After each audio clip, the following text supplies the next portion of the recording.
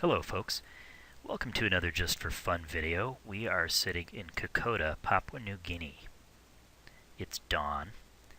We've got our trusty beaver from Milviz here, on Tundra tires this time, and with a stole kit. All that will be very applicable, considering where we're going today. I've just picked up Air Hauler 2. And this is not going to be a review of Air Hauler 2, just simply because I don't know much about it yet. This is sort of a first look for me. I have used Air Hauler 1. It's been a long time. If you're not familiar with the Air Hauler franchise, these are add-ons for Flight Sim that allow you to run an airline. You can run everything from a small bush charter company, which is obviously what we're doing, all the way up to a passenger airline, scheduled passenger airline. Air Hauler 2 has a lot of new features in it, most of which, well, none of which I've been able to explore yet, but I'll tell you a little bit about them as we get going. But let me show you what we're doing here. We are going to fly a series of I guess I have to use this. Well, I guess I can't show you the jobs map now, darn it, because this flight monitoring window is open and I can't close it. Well, what we're doing is we're going to fly a series of flights. I can't move the map either, huh? Alright, you see all those little villages in the middle there? Boridi, Kagi, Efogi, Manari, right?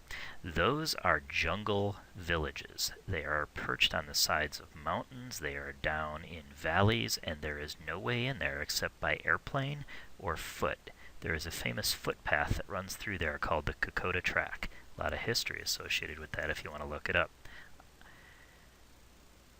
In real life, these are all real jungle strips. They're beautifully rendered in ORBX scenery, and that's what we're flying to.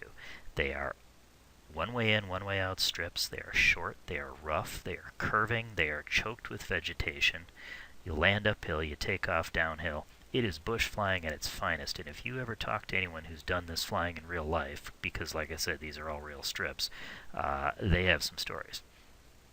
So we're going to go ahead and simulate some of that today. Here's what we've got loaded on the airplane right now. Got 684 pounds of shrimp, 100 pounds of narcotics, maybe the legal variety, maybe not.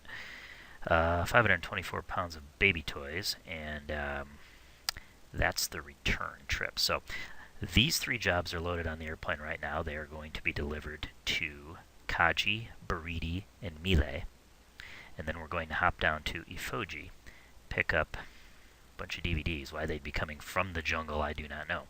But that's what we're picking up, and we're going to fly them back to Kokoda, which is our base. Once we get going, maybe I will pop into Google Earth and show you a little bit more about where we're going. But for now, let's get going here.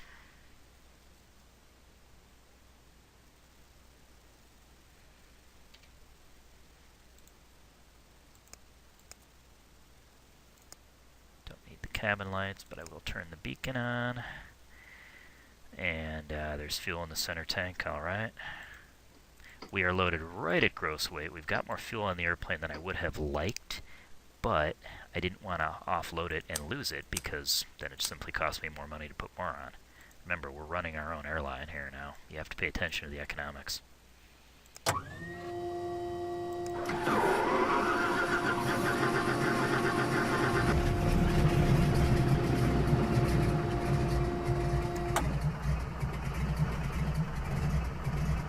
Some instrument lights going. That's a little bright.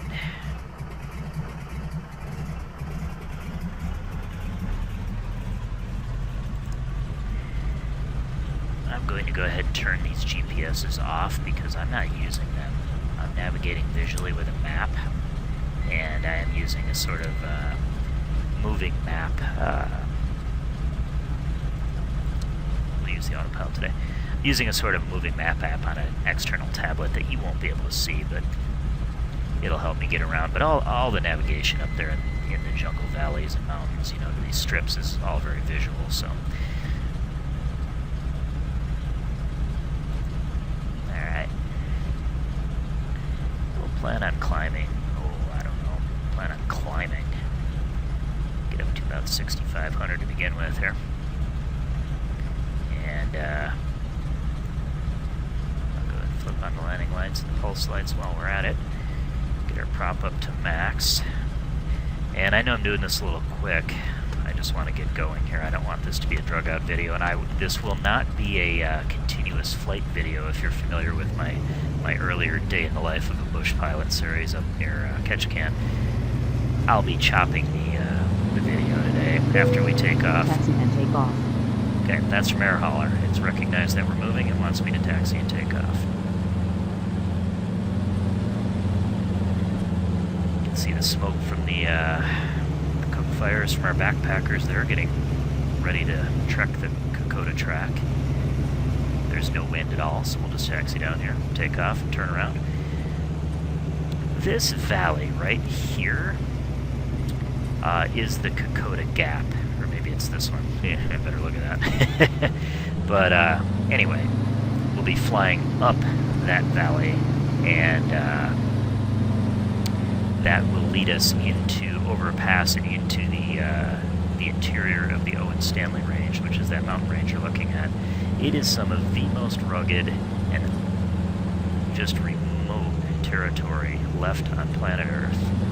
And again, that's why we're doing this, because I find it interesting that these folks do this in real life. Alright. Lights are set, flaps are set for takeoff, trims are set. Not going to bother with a run-up because, again, time is of the essence. And probably ought to be something more like that. Here we go.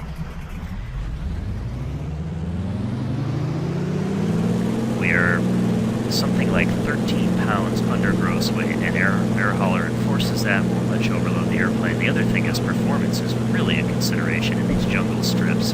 Not so much in Kokoda here, but we really don't want to be coming off those strips up in the jungle. Anywhere within, now the testing I've done, within about a few hundred pounds of gross weight, I can get off the ground. Any more than that, not so much.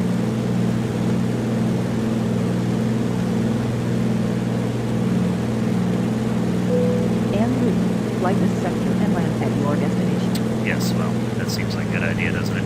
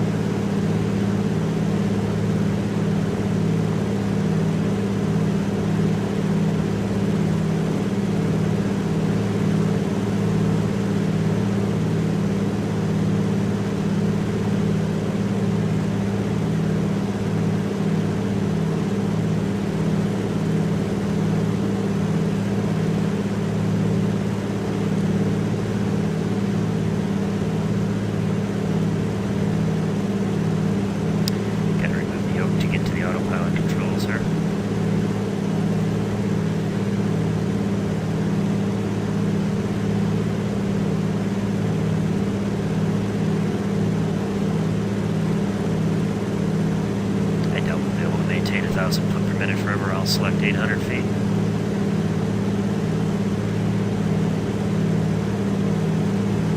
Coming up on 3,000 feet, I'll go ahead and start pulling the mixture back. Proper mixture management is critical in these jungle strips. We'll be leaning it for optimized RPM before every takeoff.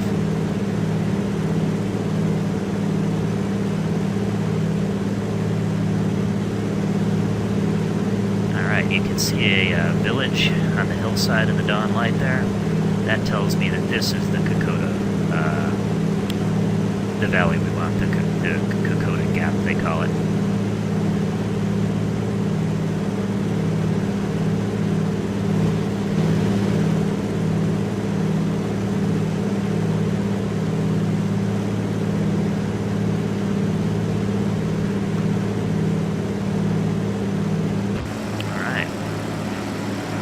we are airborne in a good airplane. Some spectacular scenery and a fantastic tropical dawn sky.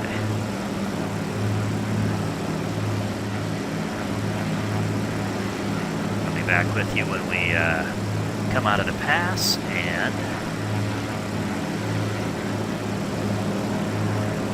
there's some jungle airstrips to look at. Be back soon. Alright, welcome back. We actually have not made it very far. We're just up the Kokoda gap a little bit here. I did want to show you something and show you a little bit about where we're going there. You can see a village down there, and there's actually a pretty famous village just below us here called Isarava. Not sure how you say any of these words, so I apologize if I am butchering all of them. In Isarava here, you can see right there under the mouse cursor, you can see something ORBX has built. That's a memorial to soldiers in World War II. This area was actually home to a fairly famous battle. Again, I'll let you look up that history. You can see the footpath coming through here, though. It looks like a road. It is not a road. It is nothing but a footpath. Vehicles cannot pass on this. But it is the famous Kokoda track ORBX has modeled it, and it stretches on up into, well, where we're going.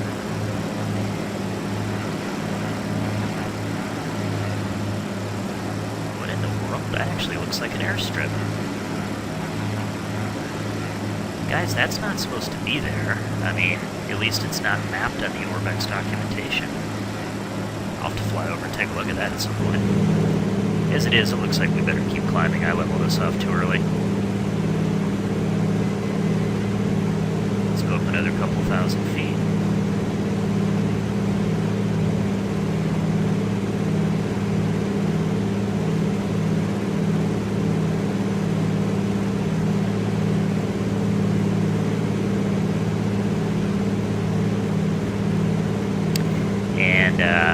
Since I'm not 100% confident the airplane will do that on its own without stalling or hitting that ridge, I'm going to pause it while I show you where we are and where we're going.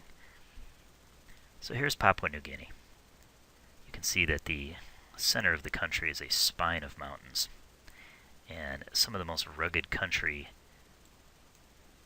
along that spine of mountains is down here in what they call the Owen Stanley Range. So here's Kokoda, where we took off from. We're following this valley along the Kokoda track up to the Kokoda Gap here. And once you get into the mountains, you can see I've placed markers here. These are all the bush strips that ORBX has modeled up here.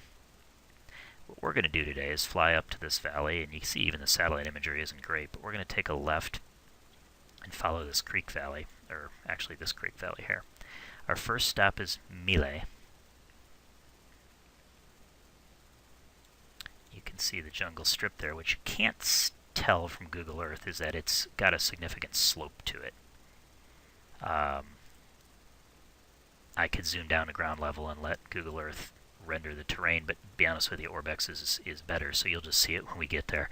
And ORBX did a good job. If you, again, you can look up videos of bush planes flying into these strips on YouTube in real life, and the ORBX strips are really fantastically modeled when you compare them to the real-life videos. Anyway, Milei is our first stop. We're dropping off a load of cargo there. Then we're going to hop over to Boridi, which looks like a very short flight. It is, in terms of straight-line distance. However, Boridi's about 4,000 feet above Milei, up on this ridge. And you can see Boridi's an interesting strip here. It's dirt, and bumpy, and curved, and good times. After Boridi, we're going to fly over to Kagi, which is down here. It's again a very short trip. You can see all the other strips we're going by here. We're going to go to Kagi. And then the last trip we're going to make is from Kagi down to Efogi. And this flight is fun. This is actually the shortest commercially scheduled passenger flight in the world. Airlines PNG flies their Twin Otter in scheduled service, and they do this hop. They take off Kagi, make a left turn, land in Efogi. It takes 90 seconds. It'll take us maybe a little longer than Beaver, but not much. We're going to pick up a load of cargo out of Efogi and head back to Kokoda. So that is the brief overview of what we're doing. This time I really will be back once we're approaching an airstrip. Alright, here we are. We've crested the Kokoda Gap and are descending into a valley to try to find Milei. The strip is at 1,900 feet above sea level, and the way it is sloped, we have to land east, so we'll be approaching roughly on a westbound heading, so we'll have to fly over it and find a place to turn around in the valley and land east.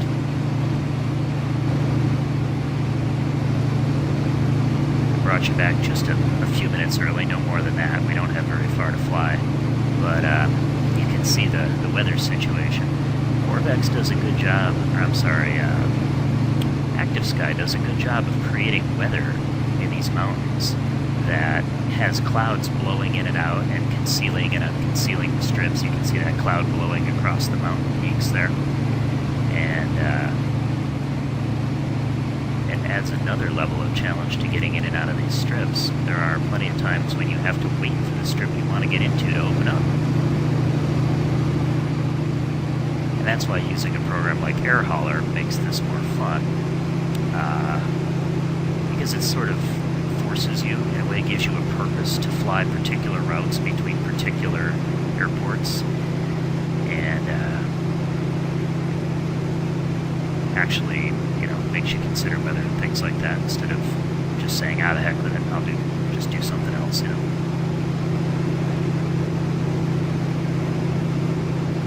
Alright, Milei should be coming up here. There, I think, is probably the strip down there. Yeah, I see it. See it down there? I've got my my auto gen set at dense for this region. At extremely dense, the mountains are just completely carpeted in tropical vegetation, which is accurate, but yeah, even when I'm not recording, that's pushing things on my machine a little bit, and when I'm running recording software, there's no way. But okay, there's Milei. That's our strip right there, so we're going to land uphill that way. Fly over this Razorback and sort of make a descending left turn around it. That should put us in position to land. We are, again, almost right at gross weight. Shouldn't be difficult.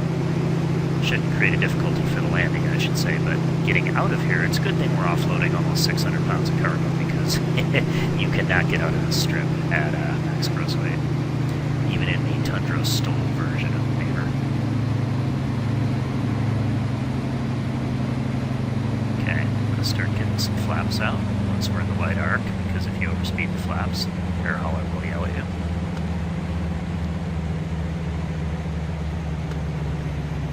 Just going to go right to full flaps to help us come on down. We will be carrying a good bit of power on final with the full flaps, but we're going to want the drag, and this will very much be a stole style landing in this airplane. So, no real points for grace here. Although we can't pound it on too hard, because if we do, Air Hauler will bust us for that. It'll actually break something on our airplane and we'll have to pay to fix it.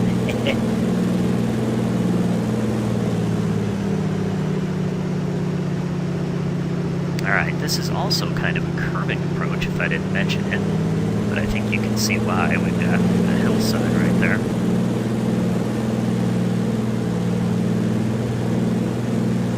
And as is the case in a lot of tail draggers, especially with large engines, a bit of a blind spot over the nose, so we're going to kind of drop into this strip a little bit more steeply here.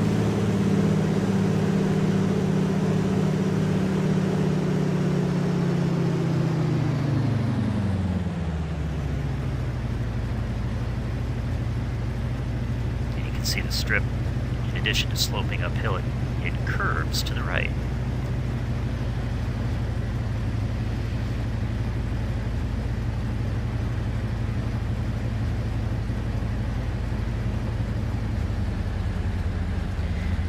Float over the banana trees. And carried a little extra speed here, but that'll put us down. Landed. Taxied and parked. Landing was okay. Landing was okay for a jungle strip, you betcha. Actually went a little bit long. I should have been about 5 to 10 miles per hour slower over the numbers, fence, banana trees. Alright, so we're going to stop right here. Brake is set.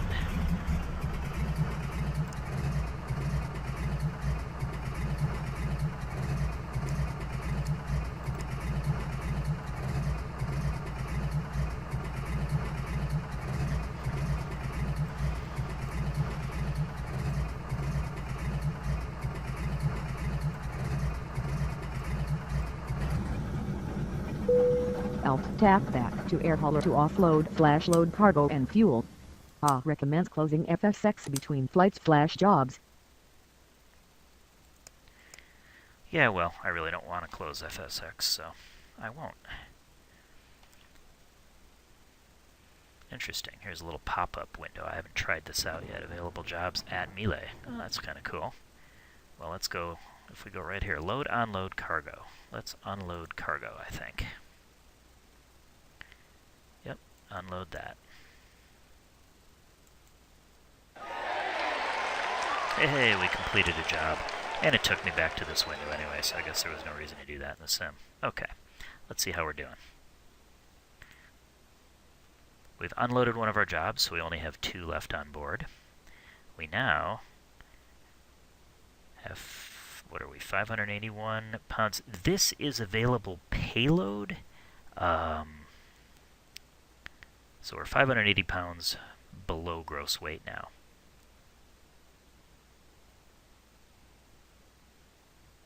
That is not what we weigh, though. We just have to take our MTOW and subtract 580 pounds. But that should be enough to get us out of Milei. I think we ought to make it. As far as fuel goes, shoot, we still almost got half tanks. We're not going to add any fuel.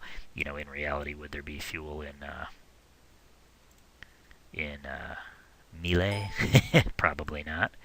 But I think Efogi will have fuel, and that's another reason I plan that for the last stop. Yes, I'm trying to go back. Okay, what's the problem here?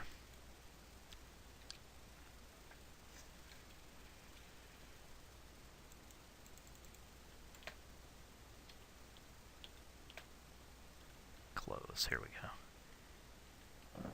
Look, go away. Great, I can't close it. Well, that's not annoying or anything. Alright, here you can see we're at Milei, about 2,000 feet. Here is a beautifully rendered Papua New Guinea village.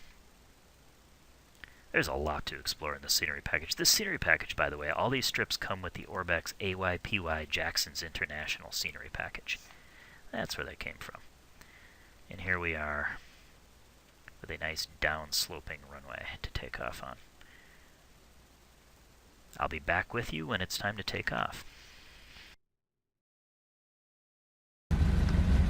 Alright, welcome back. We're fired up after offloading our cargo here. We're ready to fly to Boridi. This is a very short leg, so it'll be one video segment here. It just takes a few minutes, although we do have to climb. We are currently at, what, about 2,000 feet. Boridi is at 4,300 feet, so we have a little climb to do. This is going to be a very takeoff performance critical, or a very performance critical takeoff. God, I can't even talk. And so, we need to optimize our mixture setting before we get out of here. We're only at 2,000 feet, so it's not super critical here, but we need every bit of performance we can get. So, fortunately, Milviz didn't give us an EGT gauge, so it makes leaning in and cruise a little bit more of a challenge, but on the ground, all you have to do is set, I usually set around 1,700 RPM, and then lean back, and you'll see a slight RPM rise there. See, we're at about 1,750 now, and then there's a decrease, so we want to go for about peak RPM right there, lean for peak. A little hard on the engine. It's not a bad idea to run rich of peak, but when you need the performance, you need it. Alright. Alright. This is going to basically be a 3-point takeoff. We're not going to bother with raising the tail on this one. Flaps are set for takeoff. Taxi and take off. Yes, thank you. There's our strip. You can see it's going to require a left turn as we roll down the hill and try to break ground in time to get up and over those banana trees. Let's see how well our stole package performs on our Beaver. Holding the brakes. There's max power. Brakes are off.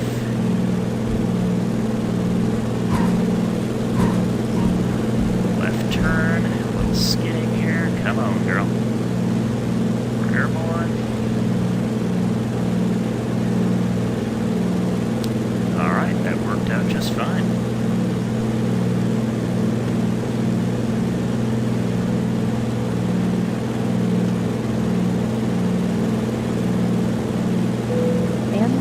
Flight this sector and land at your destination. It doesn't have to talk to you. That's a setting that I set up in the options. Just was curious to see how it sounded. It sounds kind of funny, but I guess it works. Alright, I think we've cleared all the terrain that's an immediate threat. Set climb power here.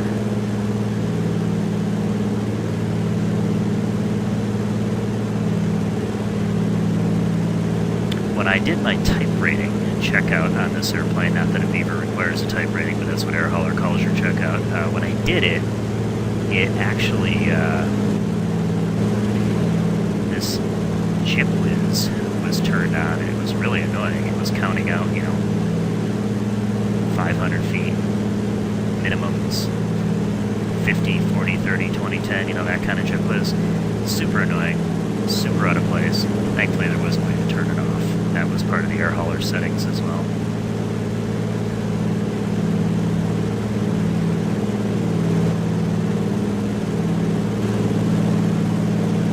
Alright.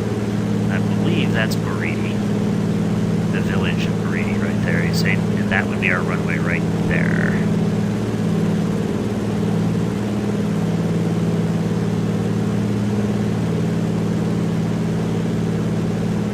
One interesting thing, I was just talking of how well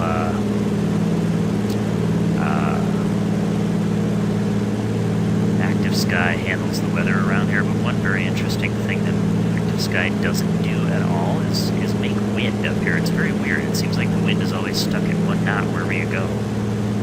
I guess there's such a lack of weather data up here that Active Sky has nothing to pull from. Alright, that is our strip in front of us. You can see it curves to the right about 2/3 of the way down, and it also slants uphill pretty well there. This is another very much stole landing. Quick gump check, gas, plenty in the tank we're using. Undercarriage is welded, mixture is set, and props full forward. Going right to full flaps again. This time we'll see if we can manage not to float down half the runway, shall we? In a normal landing, this airplane likes about 80 miles an hour on final, but you can hold it about 60 to 65 with a bunch of power on it and full flaps, and you can put it down right where you want it.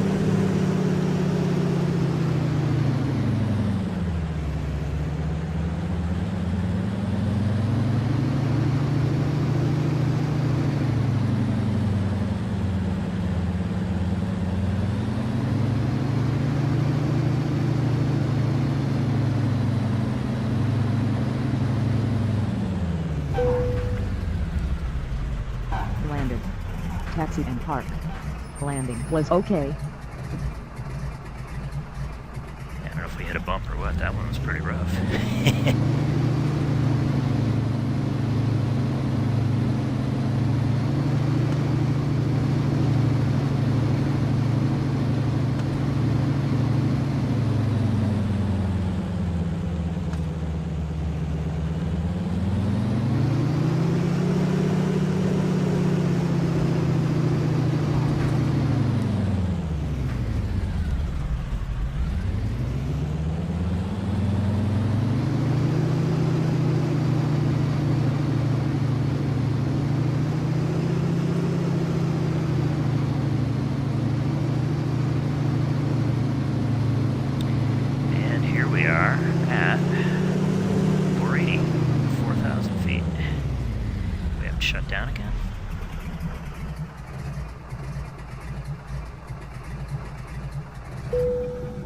tap back to air hauler to offload/load cargo and fuel. Recommends closing FSX between flights/jobs. Yeah, well, so far I haven't had to close FSX. We'll see.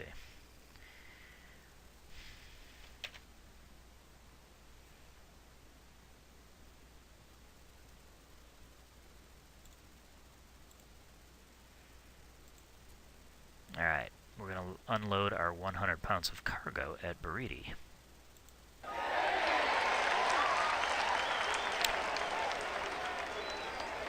Boy, they're excited about their drugs, aren't they? Alright, gas is still in good shape. And we are on our way to Kagi. You know, I don't even think I need to cut the video again. This is such a short flight that we'll do it all as one segment.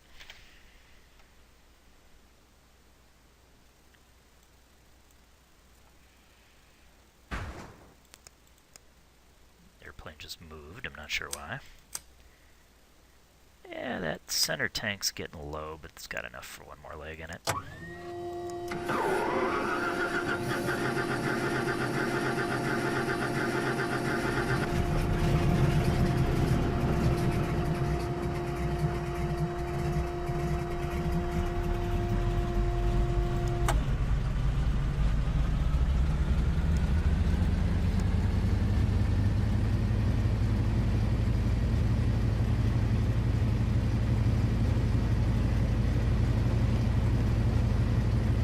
Be another 3-point takeoff, max performance takeoff.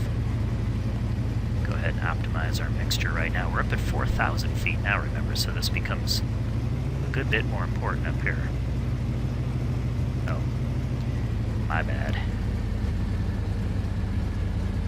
Not too good for the engine to try to run it up with the prop pulled all the way back.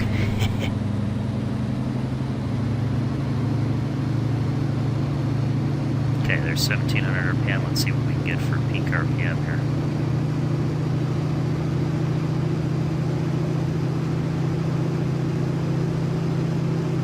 Look at that, about 1875 is peak RPM now. So I mean, we gained 275 RPM. That's significant. First man never gave you a look around. Here you go. Here's Boridi.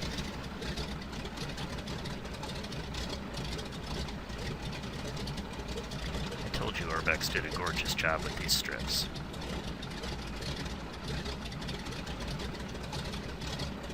You add in the mist blowing down the valleys, and it's pretty darn tropically atmospheric here.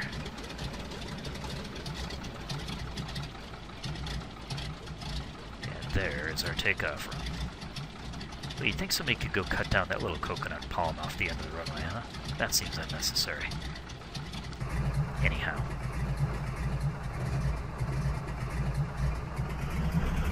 Where are we going? Let me look at my map here. There we go. Looking for a roughly southeast heading. Find the right valley once we get airborne here. Taxi and take off. Okay.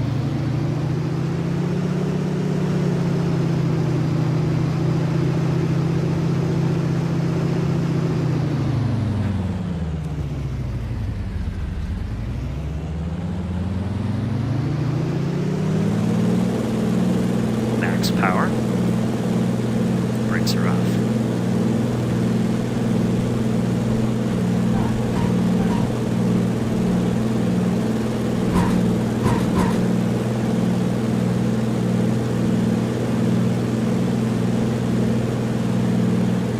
Alright, piece of cake once again. En route. Flight is set for and land at your destination. Yep. See, do I want that valley or that one? I think I want this one.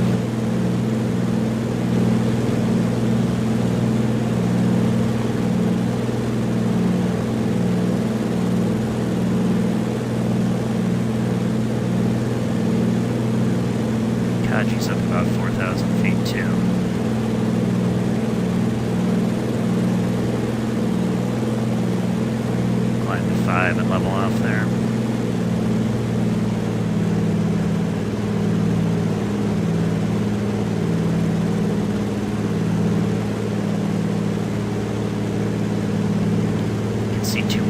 inches off the nose.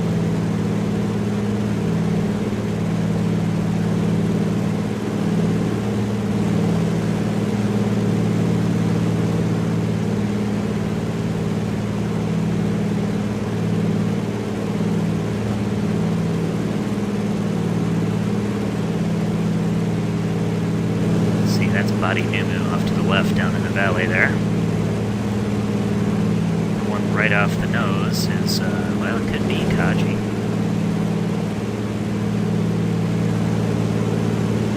Settlement right over here. Oh, that's Tim Canumo. That is a high strip and a pretty significant slope too. Look at that.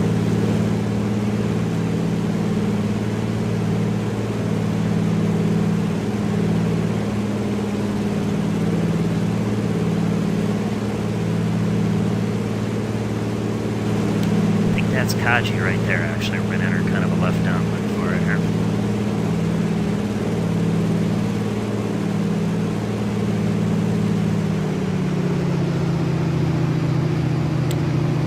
There's the strip. We're not even, we have to go further out here, okay.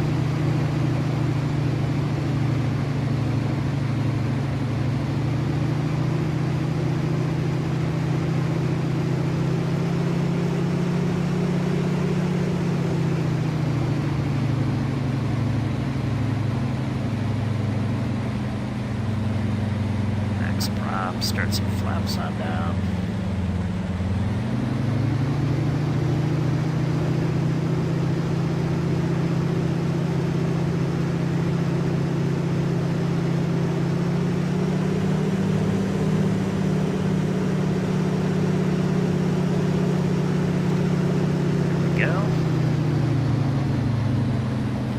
Roughly be runway 5, that looks about right.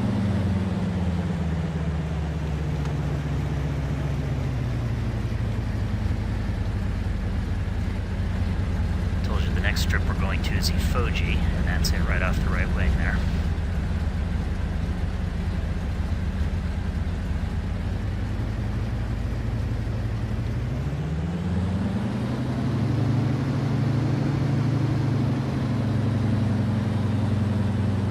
That last strip that we were at, Boridi, I think that's one of the roughest strips in the Kokoda area, or Kokoda area.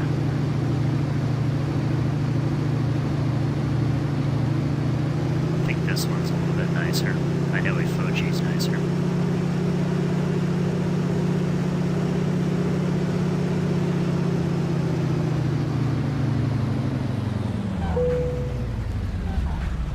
Landed. Taxi and park. Landing was quite positive. You broke something. What?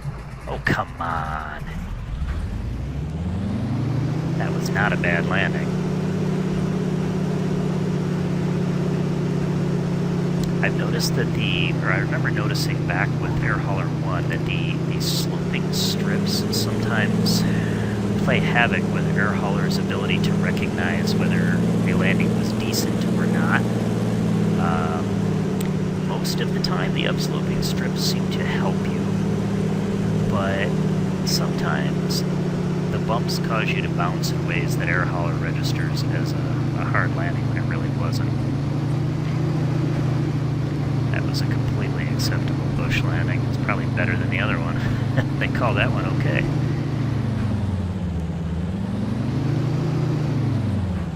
Well, let's see what we broke.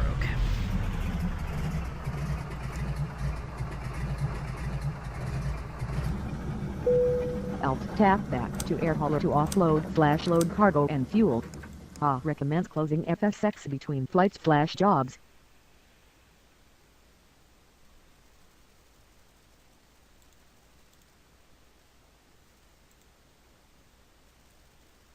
Alright, unload our shrimp. Folks at Kagi need some shrimp, that's cool. They're excited. We're still doing just fine on gas. This is an empty lake. We don't have any cargo to load. We're flying to Efogi, where we're going to pick up something and bring it back to Kokoda. Kokoda. I keep saying Kokoda. I believe it's Kokoda.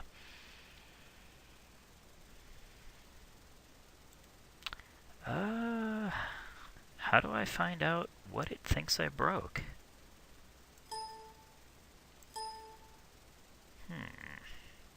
Maybe it just means the general condition of my airplane's degraded and it's going to require progressive maintenance.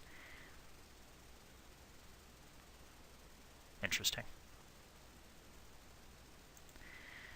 Is there anything in this in-game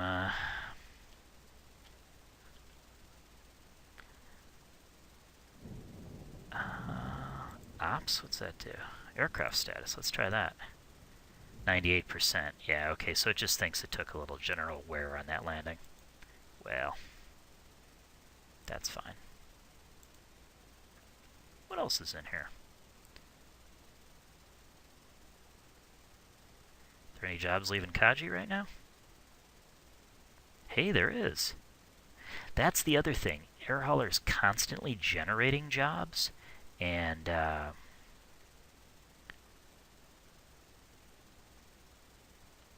interesting.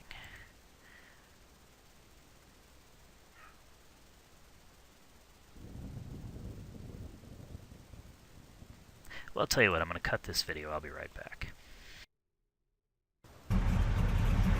Alright, I'm back. Sorry about that. I opted not to take that job out of Kagi, even though it's pretty cool that Air Hauler is continuing to generate new jobs. That job didn't exist when we took off out of Kokoda, but Air Hauler seems to be generating new jobs as we go. And actually, there's 2 jobs available out of here, and one thing that I wasn't even sure it would do. See, there's the Kagi to Kokoda job, which we could take because we're going back to Kokoda after Efogi. But then there's also this Kagi to, this is Emo mission, so it's not even a hub and spoke sort of a job. It's a job from one bush strip to another bush strip, which is pretty neat. But that's not where we're going, so we won't grab that one. I thought about grabbing this one. The problem is it's 642 pounds, and what you'll notice is if oh,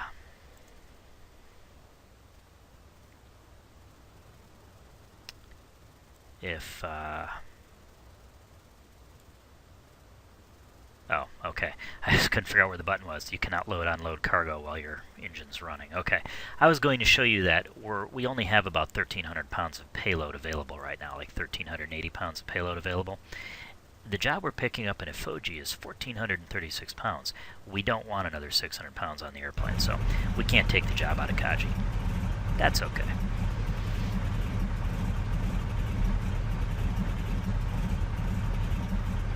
Come on. There you go. What we can do is get on down to Efogi and pick up our last load of cargo and then head home to Kokoda. We're actually fairly light right now. We don't have any cargo on board, less than half tanks of gas. So the takeoff out of Kagi shouldn't be too critical, but we'll get every bit of power we can out of the engine anyway. There we go. Okay, takeoff flaps are set.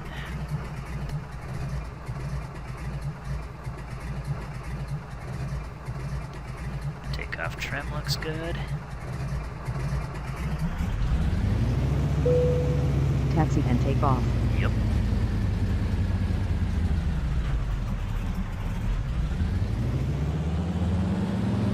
Brakes are on. Max power.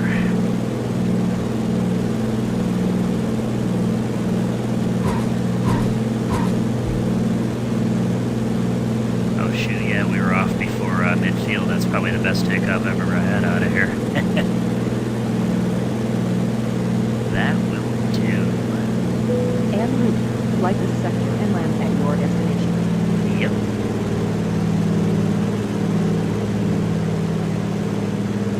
Remember, this is the shortest scheduled passenger flight in the world.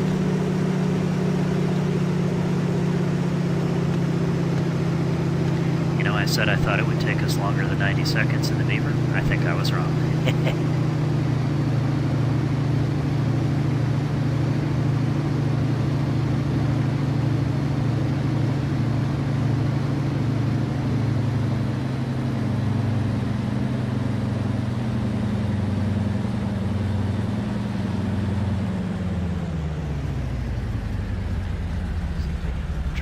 break something this time, huh? Landed. Taxi and park. Oh, come Landing on. was quite positive. You broke something. I don't know, guys. I'm skeptical about that.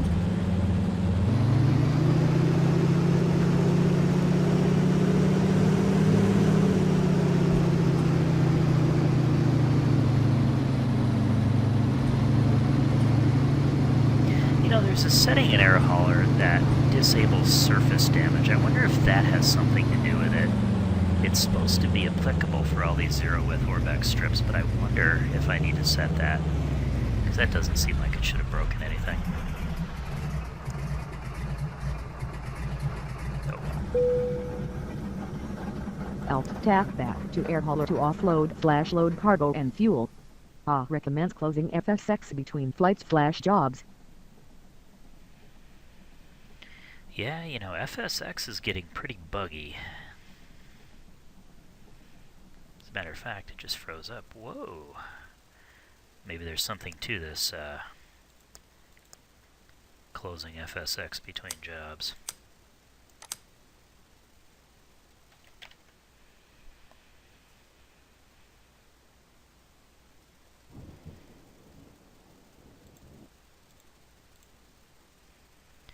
Alright, so since we are now at Efogi, when I go to this cargo loading and unloading, it shows that this is what's available to load because this was the job we picked up from Efogi.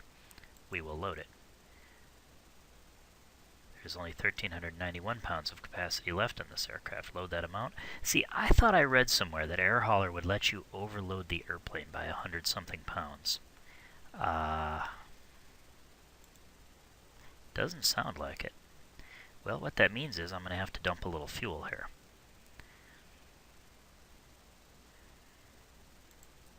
£46 to be specific.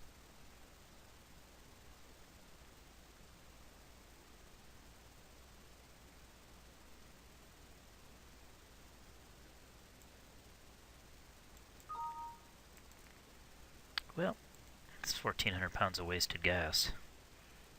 Or I don't know. I forgot how much we offloaded already. But it was 46 gallons, right? Wasted gas. What can you do? But there we have our job on board with 2 pounds of payload available, so we're right at gross weight again. Okay. Yeah, given the bugginess, I think I am going to close and restart FSX. We'll be back.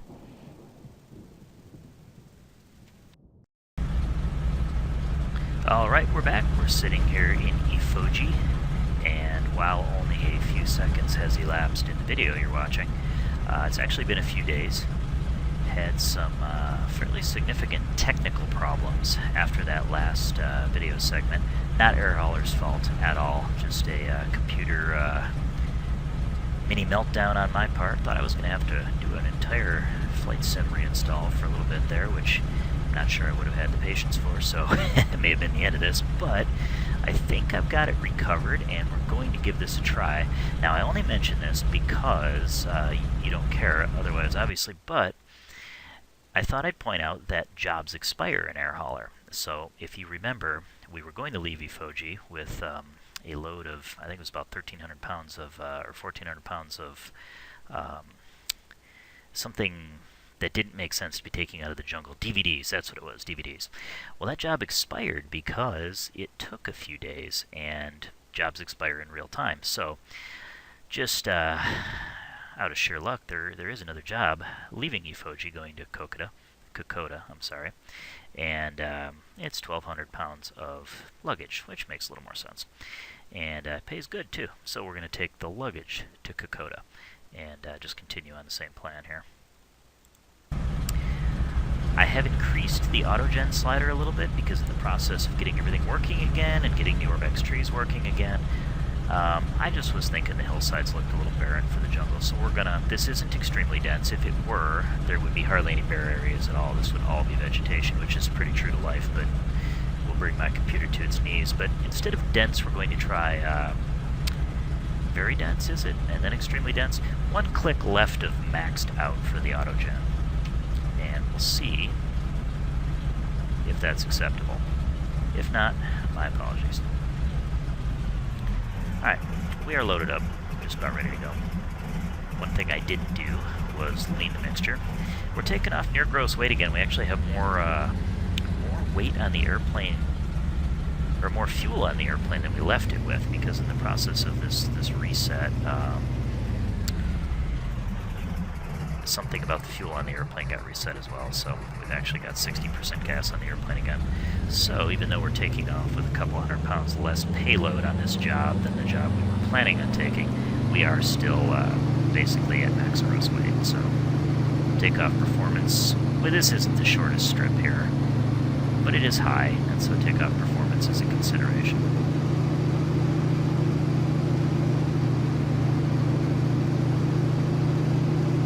About there.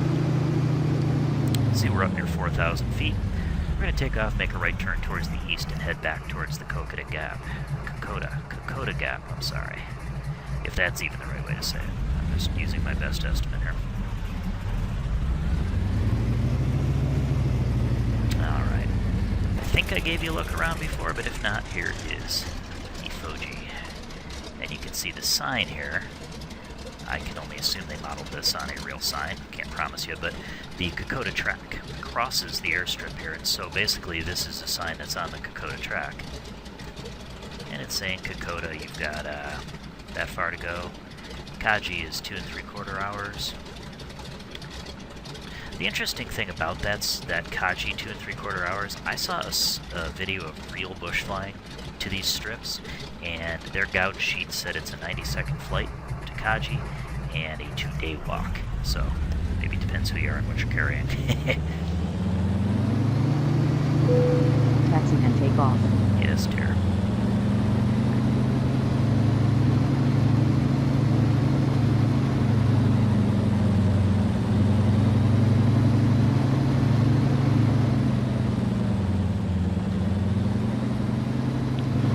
Every last bit of the strip here. This should about do it for us.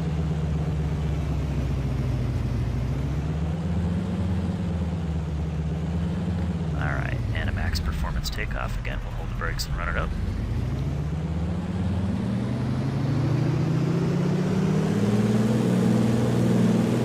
Power, brakes are off.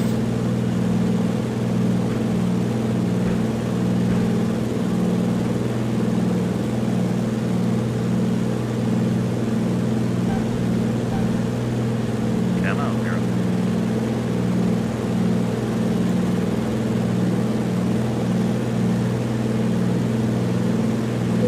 En route. Flight this sector and land at your destination. Alright, we're flying.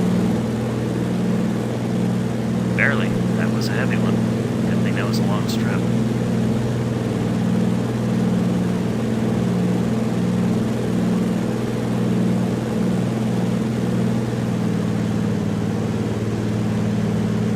Climb power.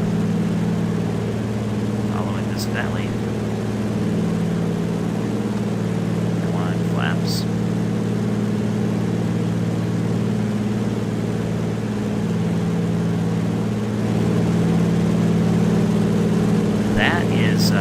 Is that Kagi? That's Kagi. Coming up of Lanaumo, something like that, over here to the left.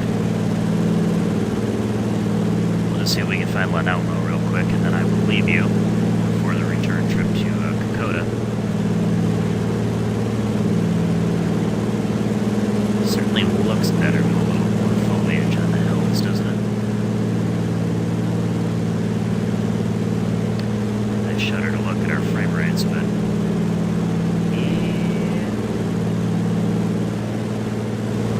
yeah, it'll do.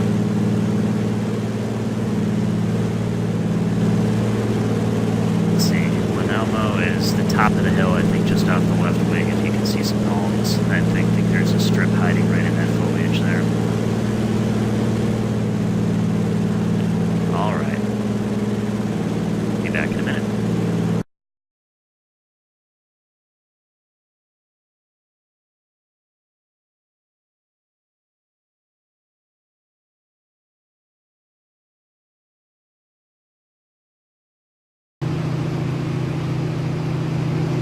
Alright, we are just leaving the Kokoda Gap. side of the Owen Stanley Range again, and that's the Kokoda strip right off the nose. If you can see that dark row of palms, that's the coconut plantation, and just this side of it is the strip. So we'll just enter on a angling base to final air and land to the northeast.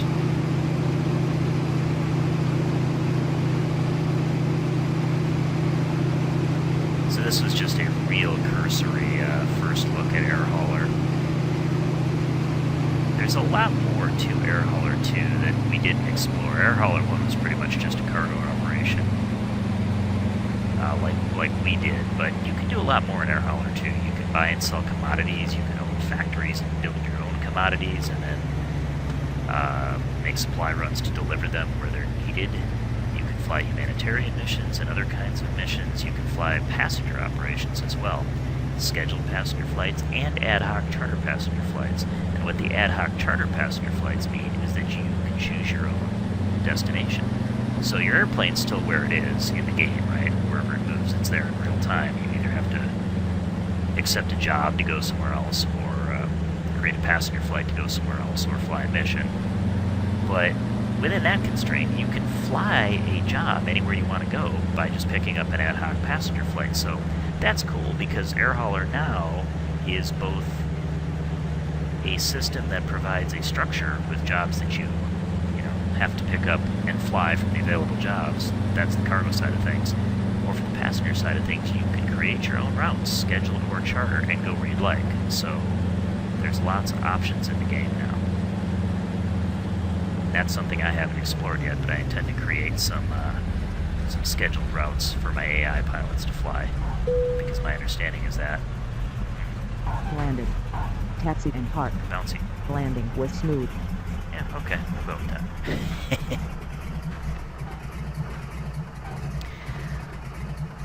So, I have now tried Air Hauler 1, Air Hauler 2, FS Economy, and FS Captain.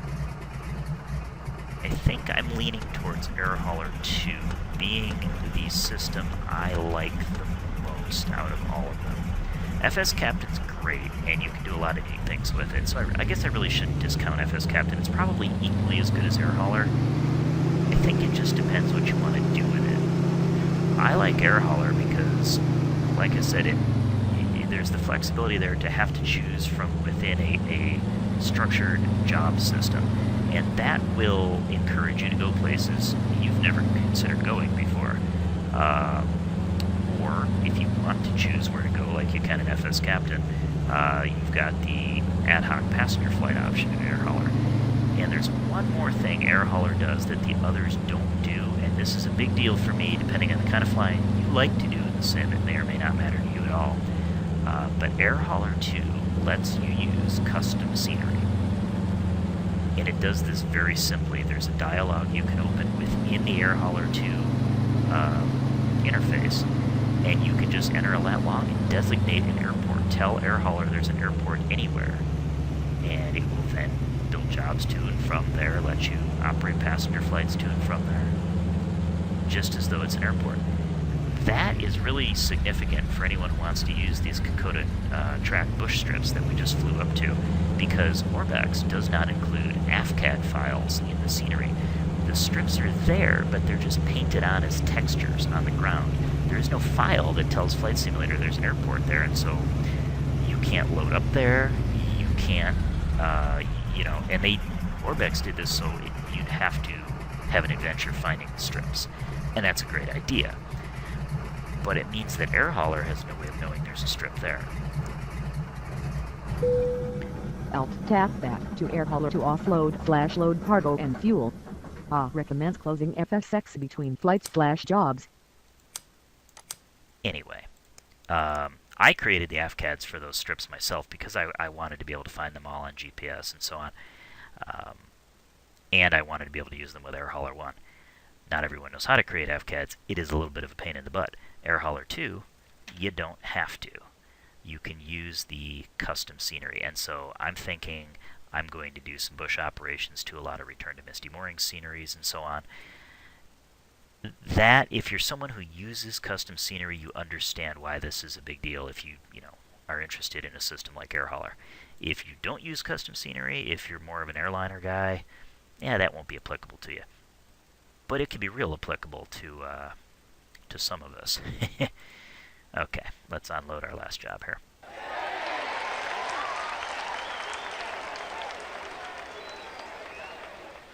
Alright, that concludes the flying. If that's all you're here for, goodbye, because the flying's over. I'm going to click through here because I'm curious about, let's finish flight monitoring. I am curious as to, okay, this is neat. This is an option that I checked, asking if, or telling it to ask me if I want to update my aircraft fuel consumption after every flight. So I used 20 gallons per hour on this flight, and that included a pretty good climb up and descent down the valley.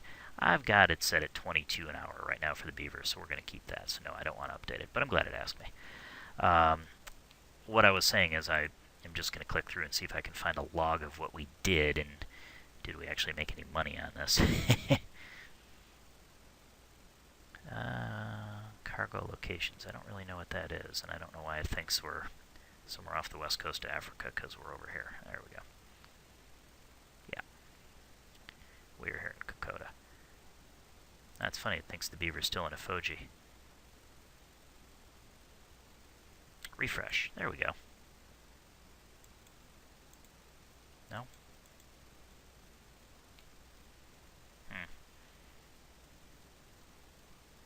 Like I said, I'm clueless now, so I'm just clicking around here. But let's see our fleet. Where does it think our fleet is here? Okay, it knows we're in Kokoda, so now it updated. There we go. It was just a matter of updating the map. I was going to say if that flight didn't log for some reason, that'd be a bummer. So here's the condition of our Beaver. It's still at 97%. We haven't damaged it anymore. Looks like we have some various checks we have to do on it in different hourly intervals.